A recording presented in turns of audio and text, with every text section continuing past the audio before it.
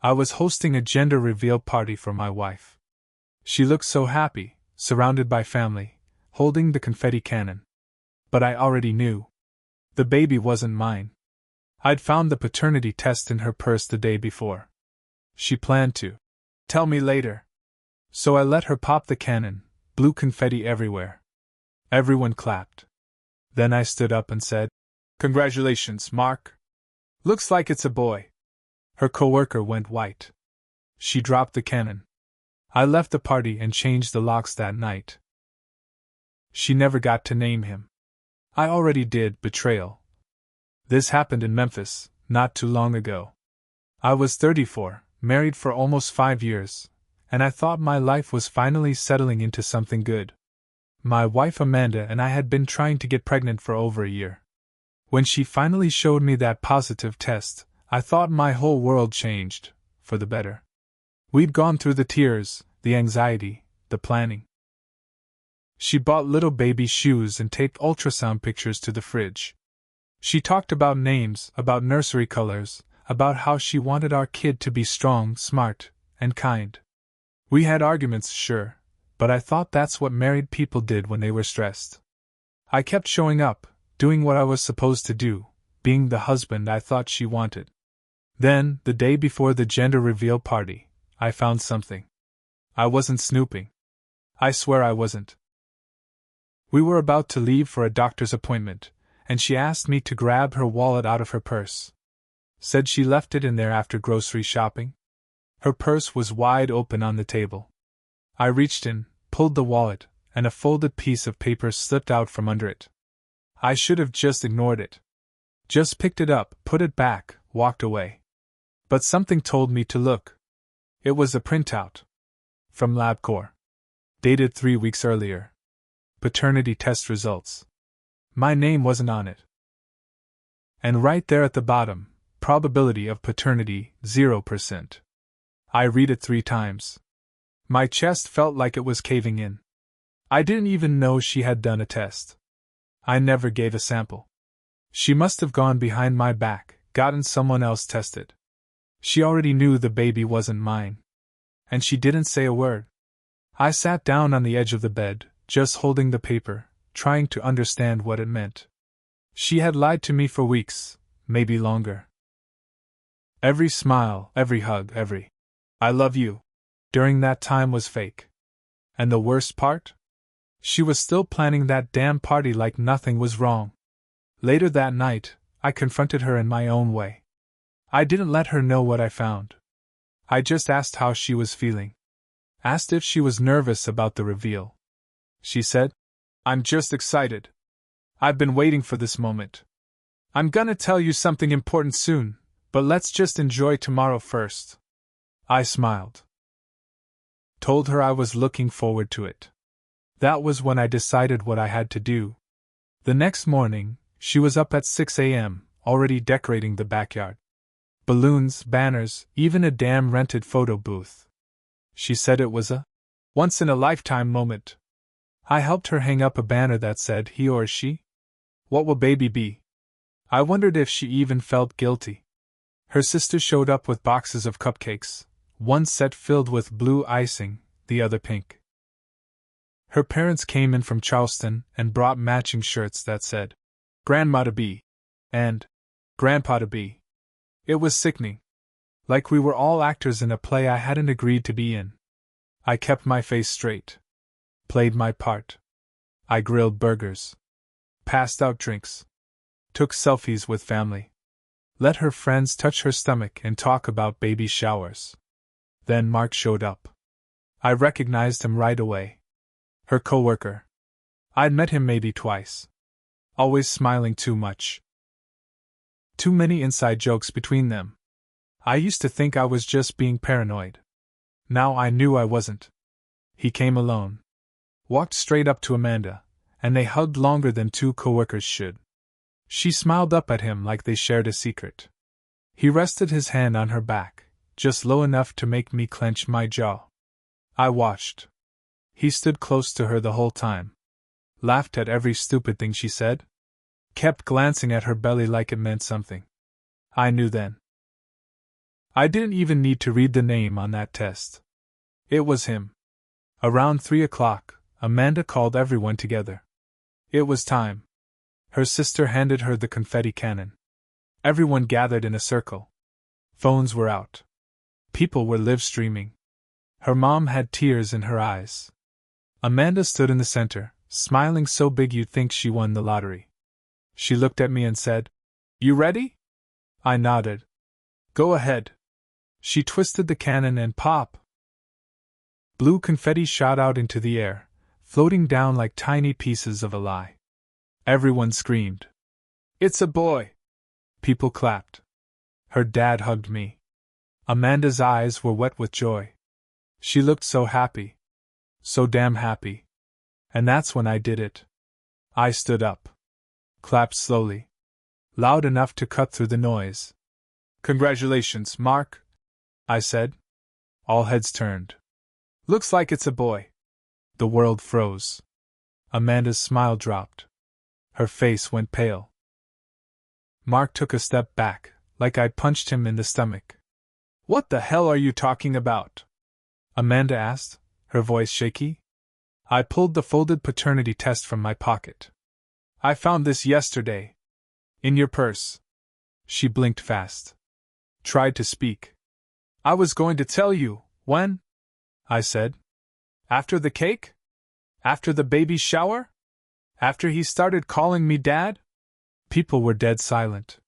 Someone dropped a plate. "You knew this wasn't my kid. You knew. And you still threw this party, made me smile, made me act like a fool in front of everyone I love." Her mother gasped. Her dad muttered, "Jesus Christ." Mark looked like he wanted to crawl into the ground. "I hope he looks just like you, man," I told him. "Really? You two deserve each other." Amanda stepped forward. "Please, just let me explain." I shook my head. "You already told me everything I needed to know." Then I walked away. Through the house. Out the front door. Got in my truck and drove. I didn't look back. That night, I changed every lock. Blocked her number. Called a lawyer. She never came home again. The day after the party, she came back. I was sitting on the couch in the dark, dead tired but wide awake, still hearing the confetti pop in my head. The doorbell rang over and over. Then came the pounding. Her voice. "Please open the door. Just talk to me."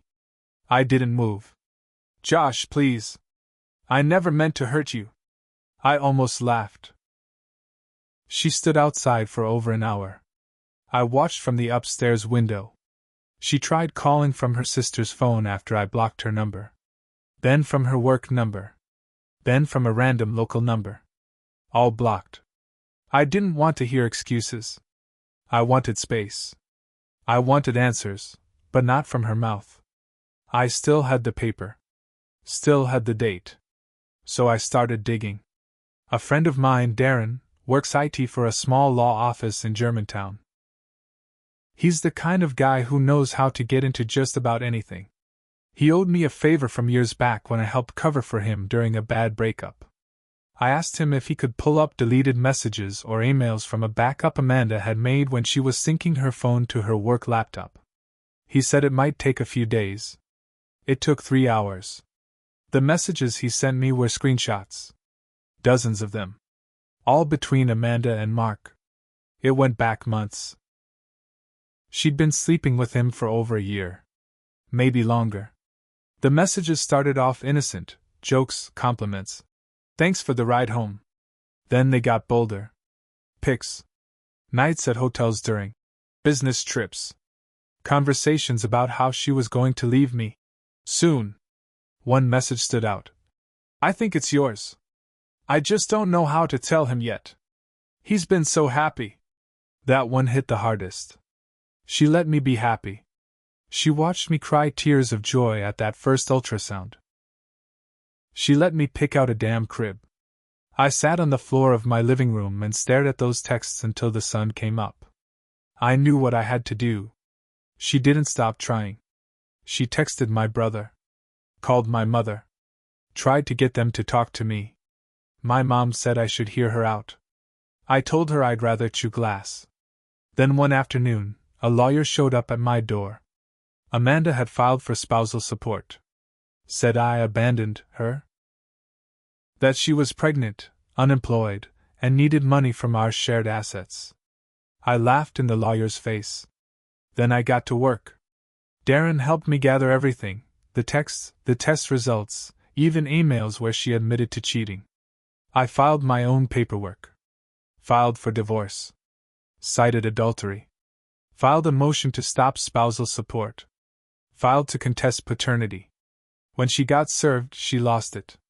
She called me from her sister's phone, screaming, "You're destroying my life!" I said, "You already did that yourself." The thing is, Amanda had left her job a few weeks after finding out she was pregnant. She thought she'd have time to figure things out. She didn't know Mark had a girlfriend of his own, someone he was stringing along. Amanda thought Mark would leave her for good once the baby was born. Instead, Mark ghosted. He stopped answering her calls. Stopped coming to appointments. Stopped everything. She showed up at his office one day and got escorted out by security. She was alone. But I wasn't done yet. I'd started seeing someone. Not romantically. Not yet. Her name was Cassie, and she worked as a paralegal in the same firm that helped me file. She'd gone through something similar. Husband cheated, had a kid with someone else. We started talking. At first, it was just friendly. Then it got deeper. She didn't treat me like a broken man. She treated me like someone who deserved to be angry. Amanda found out. And she didn't take it well. She started showing up at places she knew I'd be, my gym, my grocery store, even outside the law office. Once, she followed me to Cassie's place. She stood across the street for an hour, just staring. She texted me that night. "You're replacing me already?" I replied with one word. "Easily." A week after that text, I got a call from Amanda's sister, Rachel. She never liked me much, always treated me like I wasn't ambitious enough for Amanda, but this time her tone was different. "You should know. Amanda's in the hospital." My heart sank even though I didn't want it to. She said Amanda had fainted at the grocery store. Dehydrated, exhausted, something about stress. She was 7 months pregnant at that point. I paused. Said nothing. "She's asking for you," Rachel added. I told her to call Mark. She went quiet. Then she whispered, "He's gone." Apparently Mark left town. Transferred to a different office in Atlanta. Blocked Amanda on everything. Word was he got back with his ex. Amanda had no job, no man, no plan. And now she was in a hospital bed, needing someone, anyone, to give a damn. I didn't go. A few days later, I got served again. Amanda was now trying to fight the paternity contest. Claimed there was emotional fatherhood. That I'd been supportive enough to be considered the father in the baby's first months in the womb. It was desperate. Her lawyer tried spinning it like I was heartless for leaving her during pregnancy, saying it set a poor precedent for future support. But my lawyer had already anticipated it. We had the lab results. The texts. The video from the gender reveal. Cassie was the one who put it all together in a way that crushed their argument. She organized a timeline that showed Amanda knew the baby wasn't mine and still misled me. The judge scheduled a hearing. Amanda didn't show up to the next mediation. Instead, I got an email from her personal account. No subject. Just 2 sentences. "You win. I give up. I hope you're happy." I didn't respond. But the peace didn't last. 2 weeks later, I got an anonymous tip. Darren forwarded me a message from a mutual friend who still followed Amanda's socials. She had created a burner Instagram account, and she was posting pictures of the baby nursery. The captions? Things like, "My son is going to grow up knowing what real strength is. When his father walked out, I stayed strong. Single mom, double the love." She was painting me as a deadbeat. As if I left her and her baby for no reason. As if the truth didn't matter.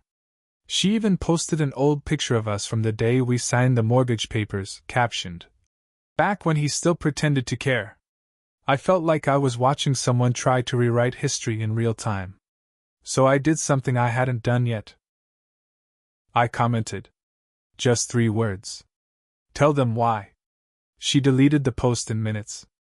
Then she blocked me. Then came the next twist. Cassie came to my house one night. She looked serious.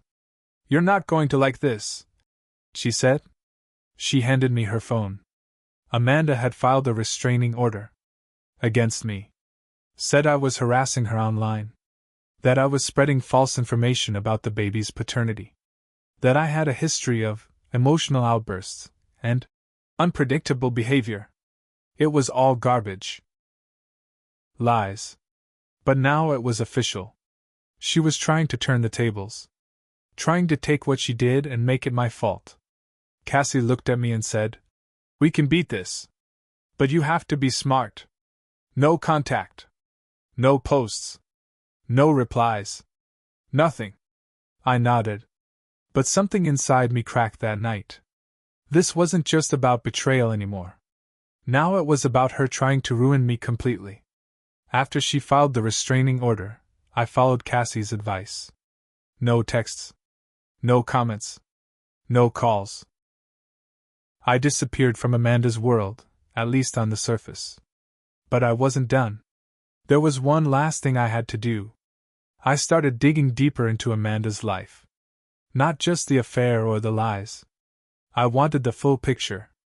Her job history, her finances, her connections. I wanted to understand what made her tick, and how to stop it. That's when I found out something important. When she left her marketing job during her second trimester, she never told HR the truth. She had taken paid leave under the claim that I was still the father, and that she was stepping away temporarily due to complications in our shared pregnancy. In short, she lied on official documents. She listed me as her emergency contact. Listed me as the expectant father. Which meant fraud. I sent it all to her company's HR department. Quietly. No name, no return address. Just screenshots, copies of the paternity tests, and a timeline of the texts and emails she had written to Mark. A month later, I got word from someone still working there.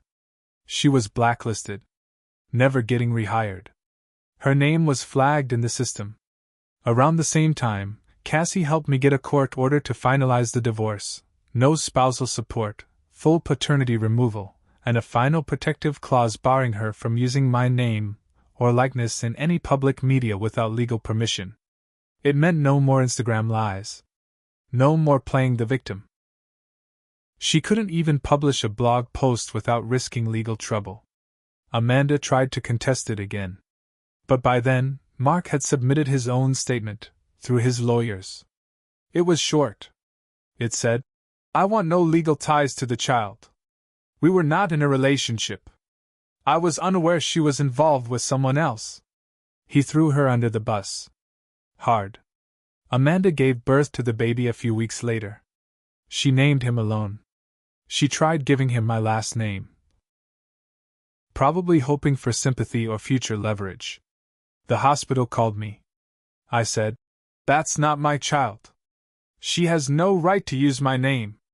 They flagged the birth certificate. The last name was changed. To hers. No father listed. She named the baby Jackson. But in my head, he'll always be what I named him that day, Betrayal. I thought that would be the end of it. It wasn't. One night, almost a year later, I got a letter in the mail. Handwritten. No return address. It was from Amanda. No apology. No accountability. Just 3 pages of how hard life had been. How she was alone. How Mark left her. How her parents stopped helping. How no job would hire her because of false rumors. At the end, she wrote, "I hope you're happy with what you've done." I folded the letter once. Threw it in the trash. But I wasn't happy. Not really. I had lost something too. I'd believed in her. I'd dreamed about that child. I decorated that nursery. I held on to a lie because I loved her. That was my mistake. I ignored the signs. I let it all slide until it crushed me. But here's the thing. I rebuilt. I kept my house. I stayed out of court. I started dating Cassie, slowly, carefully. And I never let anyone lie to me like that again. Amanda? She's a ghost now. No job. No support. No love. Just a baby she uses for attention. I hope she stares into his eyes every night and remembers everything she threw away. And every time she hears the name Jackson, maybe, just maybe, she'll think of the word she should have called him all along. Betrayal.